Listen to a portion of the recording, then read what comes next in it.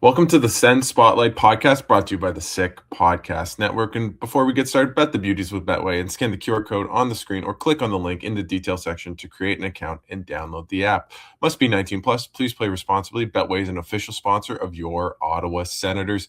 Finally, a win. It's felt like it's been ions since the Senators won a game.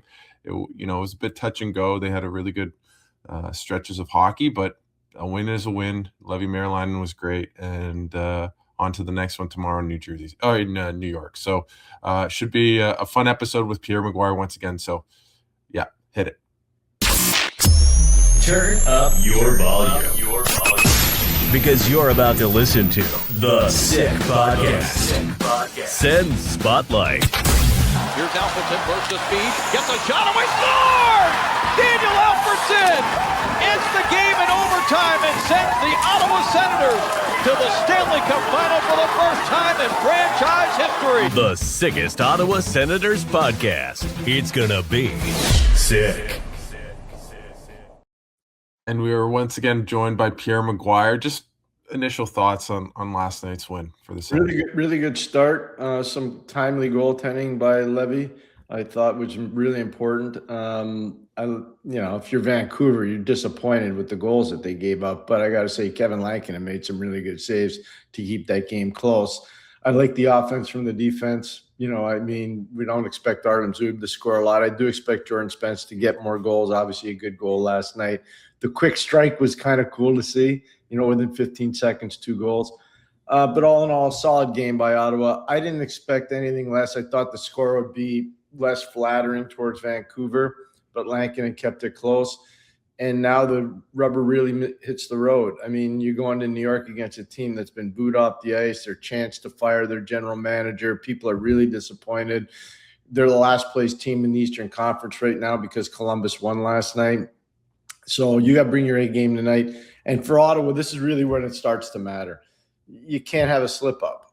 You know it, and I know it. You go into New York, you come home, you play Montreal, then you go into Detroit, then you're into Columbus, then you're into Nashville, then you're home against Carolina and Vegas back-to-back.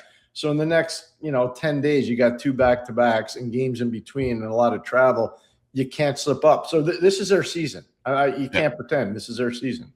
And it felt like earlier in the season they would lose those games against the Columbus game a couple of weeks ago. Obviously, that stretch where they lost 3 straight to St. Louis, New Jersey, and I forget the other team in there, but just games where they should have won it and they lost points that were on the board for them to take. They can't afford to do that now. No. They play the Rangers. You have to win. If they lose tomorrow, I'm not saying the season's over, but I'm pretty close to saying it. You just can't drop any games. And the one thing I would say is, I didn't think they played great last night. They played as well as they could against a team that's, not obviously the worst team in the league. So winning 2-1, I'm not going to give them just flower them with praise. But they did the job, but you could feel in that third period, the confidence was kind of wavering. And if Levy doesn't make a couple big saves, oh boy, you're like, oh, here we go again. But to me, that win feels a bit reminiscent to that win in Winnipeg a couple last month where they were struggling. Everything was going against them and they found a way to win.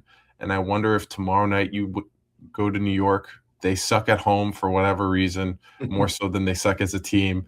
And you get a big win, and then, okay, you have 2 in a row, and then you play Montreal, which you're always up for. You win that game, and then you play Detroit, who you always if you can get on a little roll here. Next week you play Columbus and Nashville, who are okay teams, but not world beaters. No, you have to start picking up points every single night, and I think if they can win tonight, and you can stir the pot against Montreal, win a game. Then you play Detroit, who you've always actually played pretty well. I can see a pathway. I'm giving hope, guys. I'm giving hope. I think there's a pathway, but I think maybe the most promising sign from last night was just how well Levy Maryland played. They finally had a game where their goalie, he didn't steal the game, but he was a big part in the win.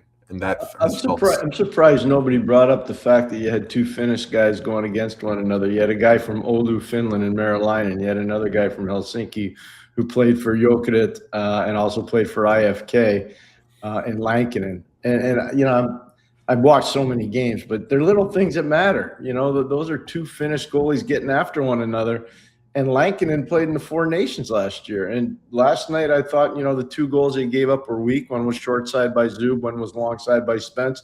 But outside of that, I thought the guy was full on really good.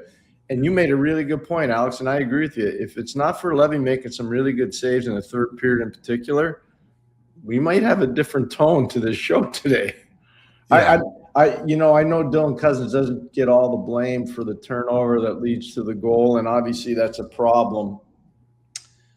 But you'd like to see more support, the inside part of the ice there. And it's just, I think there's still flaws in their game. I'm talking about the whole team, not an individual, just the whole team. I felt like last year, the Senators had moments where they weren't great in their own end.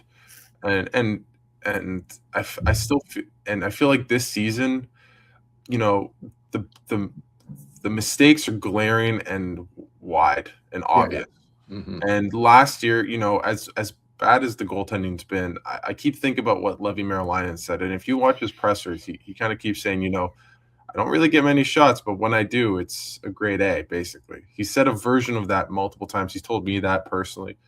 And I think the flaw, like the chink in the Sens armor defensively, is when there's a mistake, it's a bad one, right? And I felt like last year, they get beat. They didn't have a great power PK either.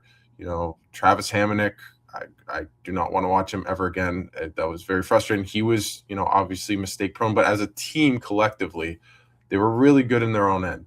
Gave up very. I agree with that. Now I find in transition and just a couple costly turnovers in their own end, and bang, they just without enough support. So I think this team still is flawed, and I thought Nick Jensen again.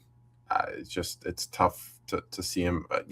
Feel for the guy, but he's not the solution in the top four either. Did you notice the one play when Höglander chipped and chased and beat Sanderson up the ice?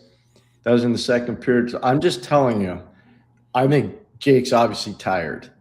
Yeah. You don't see him lose that. And it's almost like he had a misread, and that misread cost him about a half a gear, and that half a gear turned out to be a full gear. And that's where Levy's got to make a save. It's one of those plays that we were alluding to before. So this morning I was thinking about that play because I'm not used to seeing Jake get beat in a drag race. Usually he wins the drag race. And I'm looking at the time on ice, and his time on ice wasn't crazy. I think it was close to 23 and a half, 23 minutes. For him, that's way under market value. And I looked at all the other guys, and to Travis's credit, and this is a positive that most fans, they just don't pay attention to it because there's no need to. He managed the ice times last night a lot better than what he had been doing in previous games. And I think he looked at the schedule and he says, we got a back-to-back tonight, meaning last night, and then again on Wednesday. Then we got to go home and play Montreal. Then the next night we got to go play in Detroit, and then we go to Columbus, and then we go to Nashville, and then we're home against Carolina and Vegas in a back-to-back. I think he's looking at that and he's going, this is swift kick in the derriere. Like, we're going to run out of bodies here pretty soon. And that's something, I don't know how much is being talked about in the marketplace, but this is this is their season. This is their season. I think that's obvious and clear. You were really on this before me. I didn't even think about it earlier in the season about McDermott playing, and not the fact, like, you can see the record with this for the Senators. I think they still had a winning, like they were above 500 with him in the lineup. But I wonder if the wear and tear of not playing a fourth line for weeks on end is caught up to this team a little bit the last couple of weeks. You think about that game in Columbus where they were dog tired. Even Florida game, like obviously they had the brutal travel, and even Colorado to some degree, although I would say that game was as much on the goaltending as it was on just a bad performance. I actually thought they played relatively well in that game, but I think Travis Green's made me realize, okay, I need to, as much as it's right now, right here, right now, especially if I have a lead, I should not be just like playing Jake Sanderson 30 minutes a night. And I think he's been a bit worse for all the minutes that he's played. I really feel like he's had a couple stretches this year where he's been really good and really effective. Yeah. But I've also noticed that when he plays a lot and a lot he kind of tails off, and he had that streak of a couple games where he didn't produce, I think, for 5, and it was kind of tailing off that Shabbat return. And I think he's kind of feeling it a little bit. Fair, all fair.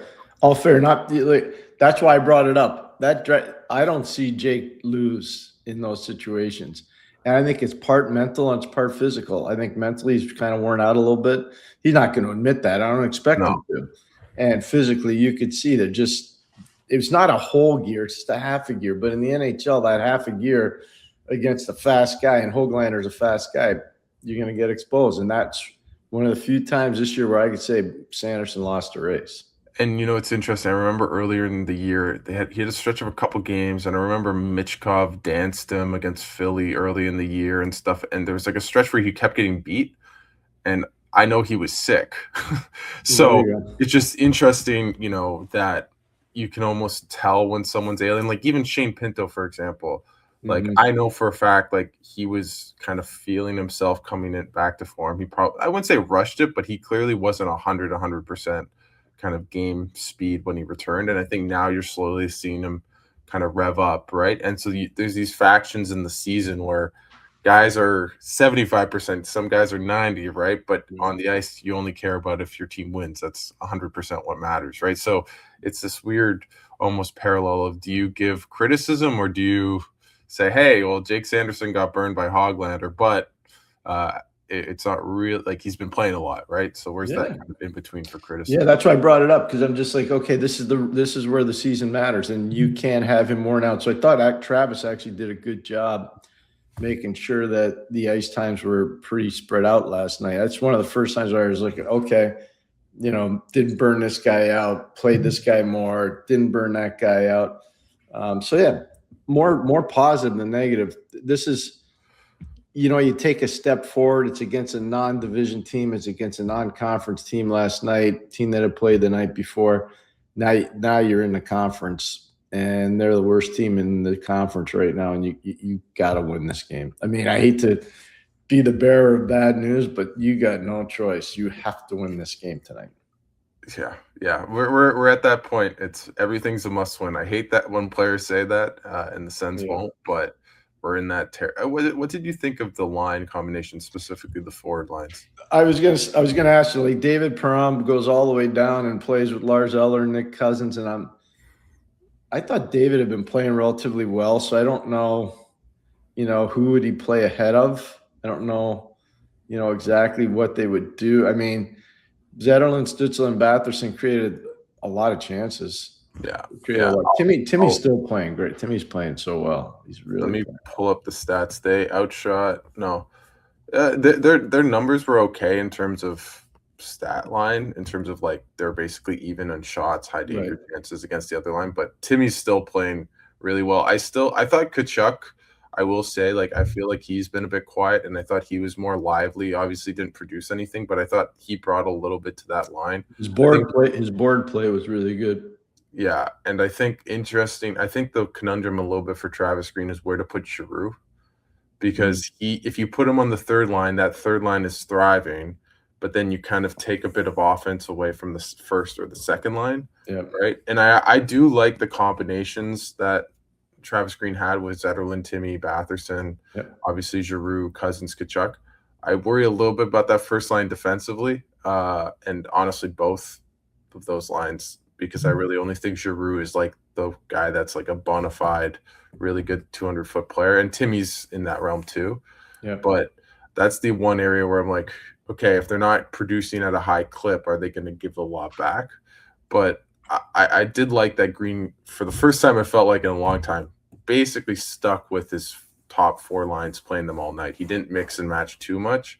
Yeah. And I think I really like the idea of mixing and matching. I do think Green overdoes it at times, just speaking to players. And I'm not saying the players don't like him or anything like that. Yeah. But they're like, hey, like, we do like it when we get to play consistently with a certain group of line mates. And I think hopefully he kind of finds a group that he's kind of cohesive and playing consistently, because I think that's how the Senators are going to get out of this group. That's so smart. I liked how you phrased that. I think it's really appropriate. My biggest thing with this team is, you just talked about it, and I think it's a big thing. Last year, you felt in a lot of games where they were sealing their own in-zone coverage. I don't have the same feel or vibe about that this year.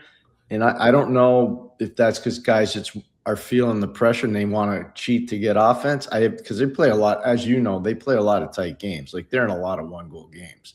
There's not a lot of room for error. Penalty killing hasn't been good enough, and because of that, you're giving up a power play goal every game or 2 power play goals there's not a lot of room for error. No. So I don't know if the players are cheating for offense or not, but you could see they're not as cohesive in their own zone as maybe they were last year. And I don't know if Travis can push that button out because there's so many games, not a lot of practice time, but they're going to have to find a way to be more reliable in their own zone. They really are. Just with like maybe the Norris, like I Cousins kind of not dilemma, but situation where I think Norris was so much better defensively than Dylan Cousins has been. And that's where they lose that maybe kind of defensive might and like steel that I think they had for the majority of last season, especially when Norris was playing. But it's not an indictment on Cousins, but he hasn't produced at all really at 5-on-5. He is. He's power play. He's power play point game. I like what you're saying because I'll never forget this. When Josh Norris came over in the trade with San Jose, I remember I had watched him so much at the University of Michigan. And I remember saying to people around Ottawa, I was like, this guy's going to be a really good player, but he's going to be more of a two-way guy than a pure offensive guy. And what I didn't realize, because he never had to do that at Michigan, was his shot, his one-timer in particular, was so lethal. You never really saw it in a lot of Big Ten games. It just wasn't part of the deal. But when you get there and then he becomes an NHL player after spending some time in the American League, his offense becomes a factor, but he never forgot his defense.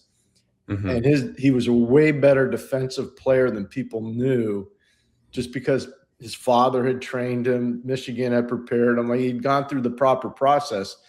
And Josh, I don't think people realize there's a correlation between Buffalo starting to go and Josh coming back from his injury. So you're right about that.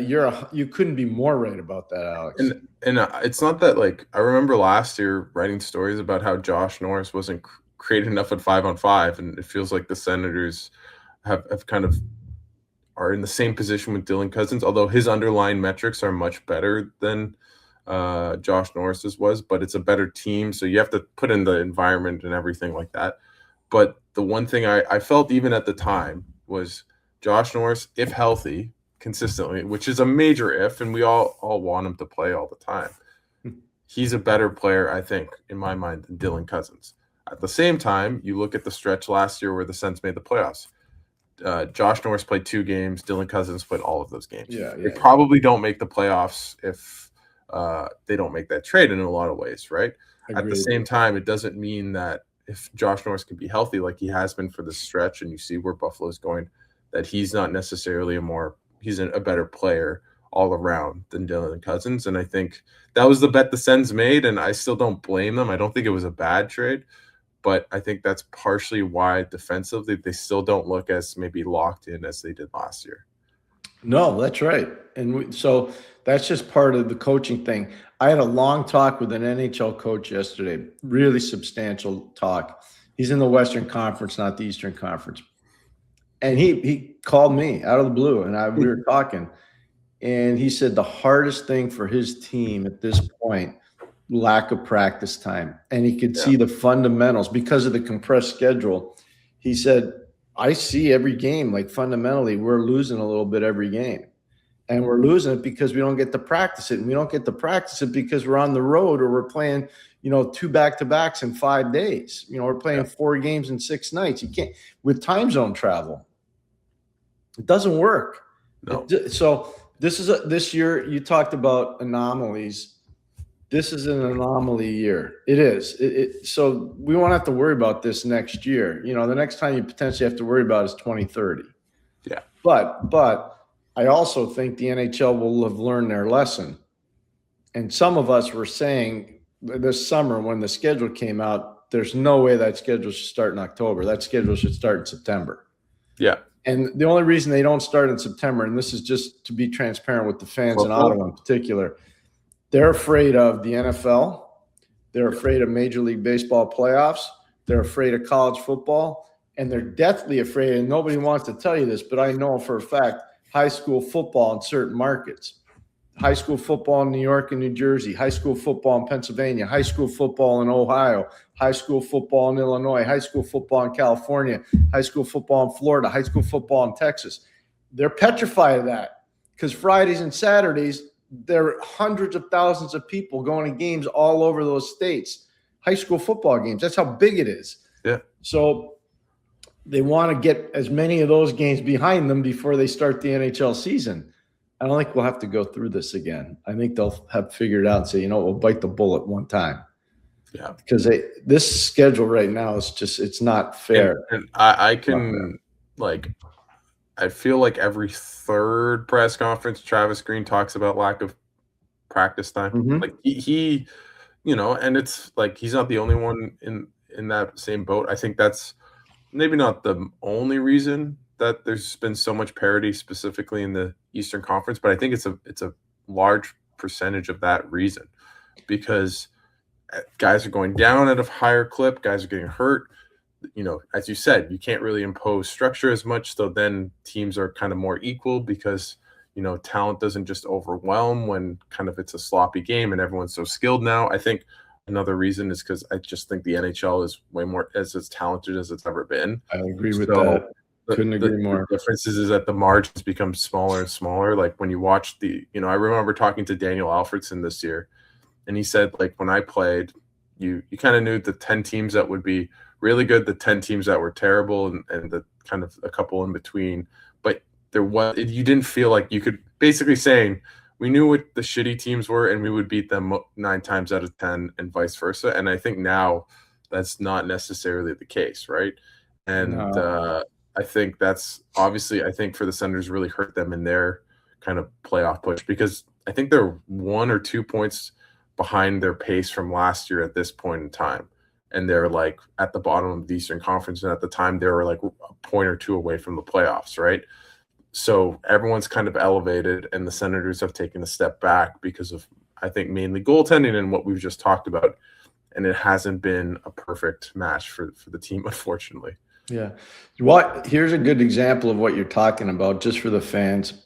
I know everybody on this podcast was locked and loaded on the Sens, but I kind of try to watch as many games as I can. So I'm watching Montreal and Washington. And for 40 minutes of that game, Montreal dominated that game. They did. Now, the night before, they played Vancouver, and they beat them 6-3. But they beat them 6-3 is in the third period. They put this unbelievable push on, and they blew them out of the water. So they had to extend in the third period. So for the first 40 minutes of the game last night, they were good. Montreal was cozy and good. They were up 2-0. They had a 5-on-3 they didn't capitalize on. If they do, they make it 3-0, the game's over. It's a race to 3 usually in the league. All of a sudden, Washington pushes back. And you could see from the time Washington got their first goal to make it 2-1, that game was way off the Richter scale for Washington. They were going to win the game. You could see it because of the fatigue factor that you just brought up correctly so, Alex. And that's just one example. I'm watching Toronto and Utah late last night. Toronto played as well as they could have played the night before in Colorado. They played unbelievably well. They win the game in overtime on a Nylander overtime winning goal. They go into Utah last night, first 10 minutes, they're okay. And then it's over. Yeah. They're out of gas. Yeah. The other guys are amped up. They haven't had to travel. I think they have like 11 straight home games or something silly like that.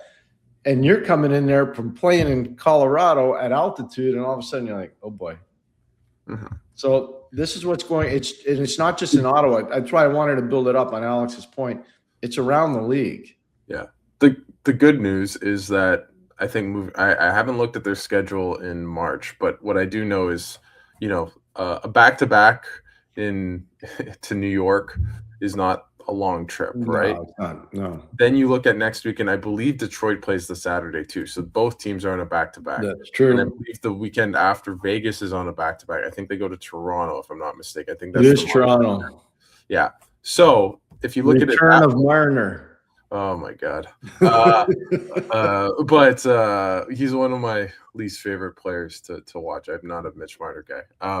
But I will say the one thing, not in their favor, but that maybe mitigates their schedule is the fact that one's a home and home, so you're not traveling, and the other one is I think is Detroit, and they're on a second night of a back-to-back as well. So hopefully the fatigue factor doesn't hurt them too much. Like they don't have that kind of schedule loss like they had in Colorado, although that felt worse than that with everything going on that day with the Senators. But maybe just like maybe let's touch on Artem Zub quickly because he apparently I wasn't at the game. I'm here in Winnipeg for a family thing, but apparently he did like the pregame lineup or something call, and then obviously scored, and he's become a fan favorite. And like there was some rumors swirling that the Sens might look to trade him. To me, he's one of their most reliable players, and everyone says Zoob like all that night, and obviously he scored that goal. I think he's really turning into a really, really good player, and he has been for a long time. And I just feel like we should give him some flowers because he doesn't score that often. And I have him on fantasy, and he's helping me win this week. So thank you to Artem Zub. Well, I've had the privilege for a long time to work with some really special players. Here's what I'd say about Zuby. One of the nicest men I've ever met. Humble, kind, polite, unassuming, coachable beyond belief. Impervious to pain, understands the difference between pain and injury, will do anything to help a teammate, would do anything to help anybody. He's just a really good social person. Doesn't have great command of the English language, but still finds a way to overcome it. He's a really special young man. He's a guy that you can be called or call him an organization guy. And part of what you need to pay attention to when you're building a team is you are going to have Russian-born players. You are going to have Swedish-born players. You are going to have Finnish-born. You're just going to have guys from all over. It's the way it is in the league now and has been for a while. You sometimes need to have somebody that can help that younger Russian player or help that younger Finnish player or help that younger Swedish player or Czech or Slovak, whatever it might be. The Swedes are a little different because they understand English. Most of them, well, all of them do. Because they grew up with two languages. The Russians don't. And believe it or not, the Russian second language, you're going to blow you away here, is French. And it goes back to the Napoleonic Wars. Yep. So I'm not kidding you. Yep. I used to go over to Russia a lot. And one of the advantages I had is I could talk to their coaches because they all understood French. Huh. So that makes sense. Yeah, it was amazing. So all I'm saying, he's the kind of guy that's an organization guy that can help you as he continues to evolve in his career. I would not be in a rush to trade that player. And I just want to give you one example of that. When Evgeny Malkin turned pro in Pittsburgh, he couldn't speak a word of English. He didn't even understand, like, hello. And he sat on a couch at Sergei Gonchar's house and watched television with Sergei Gonchar's daughter, and that's how Evgeny Malkin learned how to speak English. And Sergei Gonchar is he's a way better player than Artem Zub. Please don't. But personality-wise, they're pretty similar.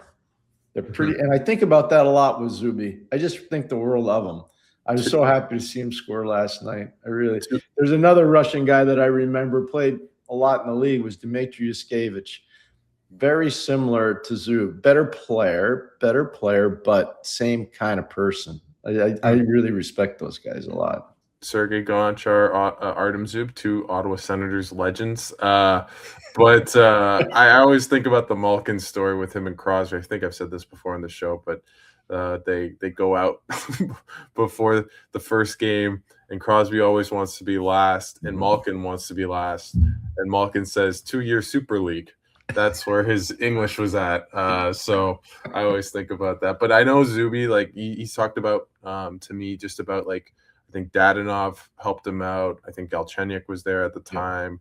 I'm missing some. Zaitsev as well, of course, when he was with the team. So he actually had a lot of Russians, and then he became the sole warrior, right? So, but I can tell just being in the room, very likable guy, very low maintenance. I know Jake Sanderson just absolutely adores him. He said he hasn't learned Russian yet, but he's trying.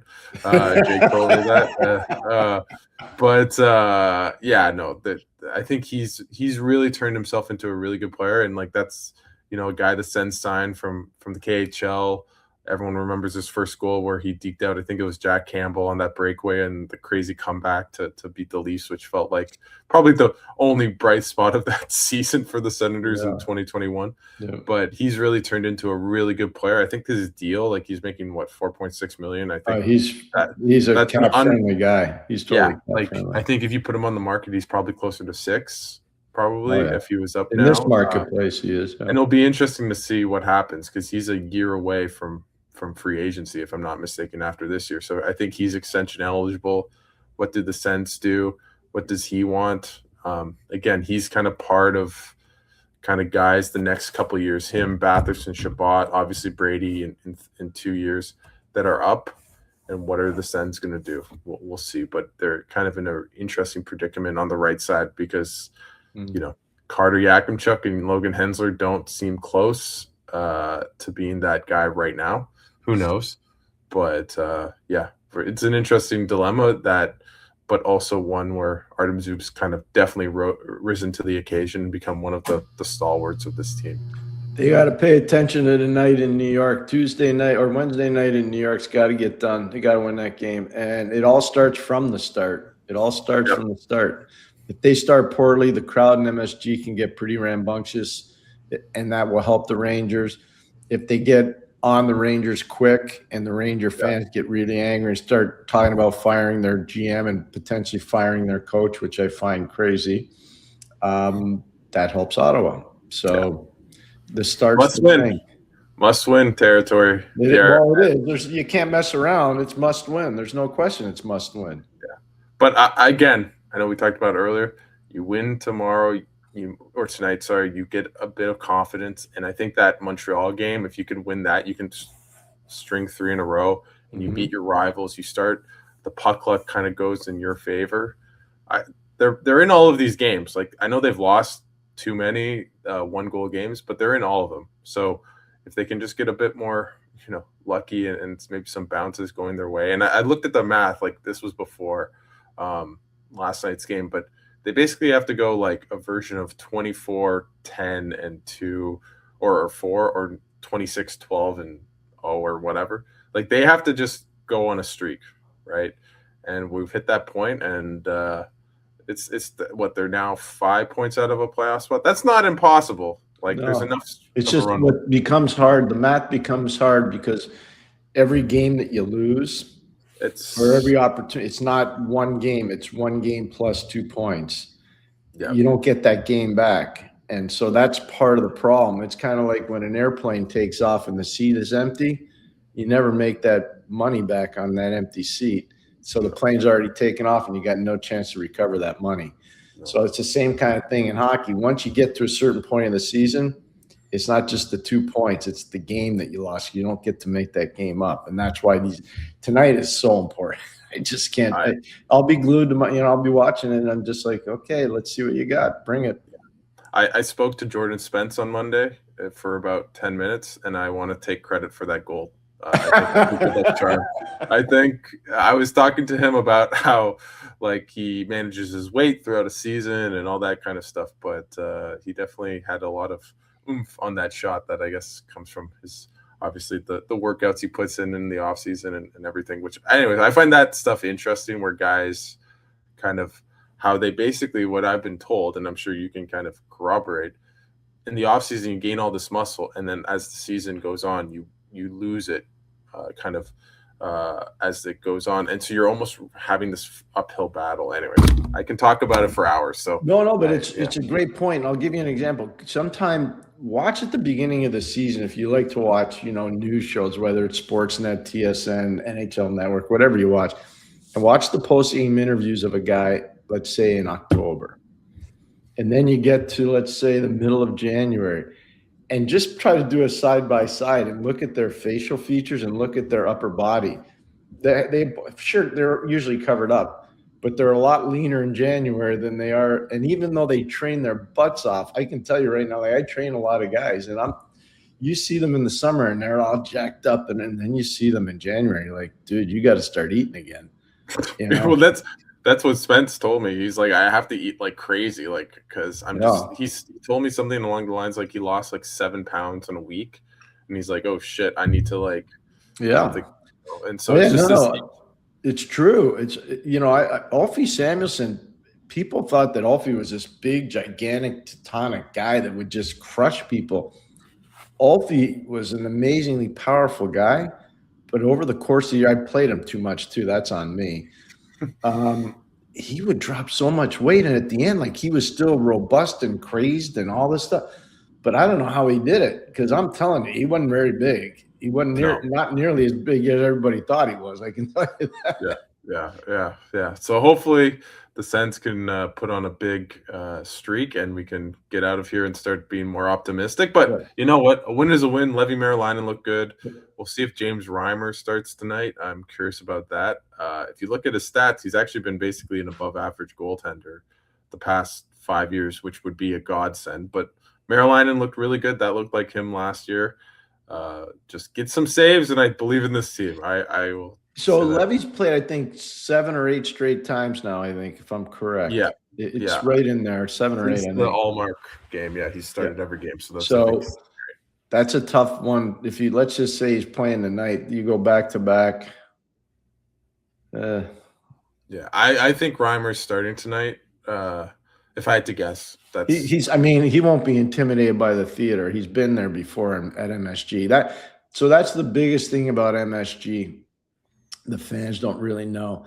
It's not so much that it's an intimidating building. It's that you're a young guy. If you're a young guy and haven't been there before, it's getting there. It's the buildings that surround it. It's the drive into the arena. It's the walk up the ramp. The ramp takes you up to the 5th floor. That's where you play. You play on the 5th floor of a building. You're over the Penn Station train tracks. The first time you go, it's like, I remember the first time I went in a management or a coaching position. It was, you're there like, wow, this is the place I heard about all this, time. Mm-hmm. And then you get there and you're like, whoa, this is different. So it can overwhelm you the first time or maybe the second time. But once you get through it, and Reimer's been through it, it shouldn't be that. But for the first time for a young guy, they're like, whoa, this is pretty amazing. Yeah. Because it is different. It's I find it to be the most unique building in the league. Yeah, for sure. It's still on my butt. I've been to New York, and I've been to Penn. I've seen MSG. I've never been inside it. My goal is one day to cover a game, or even just go as a fan to MSG. We played them in the '92 playoffs in the second round. It used to be a big thing at MSG that in April and May they'd have the circus, Ringling Brothers and Barnum and Bailey Circus. And so when you get up the ramp, there's this really bad odor, and it's all the elephant dung. And I remember the first time we were playing game 1 there. Game 1 was on a Saturday, I believe. Yeah, Saturday afternoon or Saturday night. And I'm like, oh. And it was Scotty Bowen said to me, he goes, what's wrong with you? I said, what's that smell? And he goes, it's the elephants. And then you walk around this curtain and you see these lines of elephants. I thought Scotty would have said the smell of victory or something. Well, he was good at that too. There's lots of winning. I know. But the elephants, if you went there back in April and May in those days, it was unbelievable. You'd be like, whoa, this is really unique. Yeah, no, that's crazy. And Ottawa always feels like a circus with this team. So maybe it's transition. Maybe we can give the circus back to New York. But Pierre, thanks so much for taking the time and doing this. We'll do this after tomorrow's game against New York. And thanks again for joining. It's warm out there. It's, you know what? I got to Winnipeg and I'm like, oh my God, I brought like a heavy jacket, and then it's like -2. I'm like, what? Why is it warmer than Ottawa? I'm like, Chinook, you got a Chinook off the Rockies, probably. Exactly. There you go. Exactly. Just stay off of Portage and Maine. It's still windy there. I know. I did walk to Portage and Maine, and it was very, very windy. It's still windy there. Hopefully it changes. But thank you, Pierre, man. Thank you, guys, and talk thanks to you to tomorrow. everyone for watching. And that's a wrap. Hope you don't miss us too much until next time. Follow the Sick Podcast Sens Spotlight on YouTube, Instagram, Facebook, Google Play, and Apple Podcasts.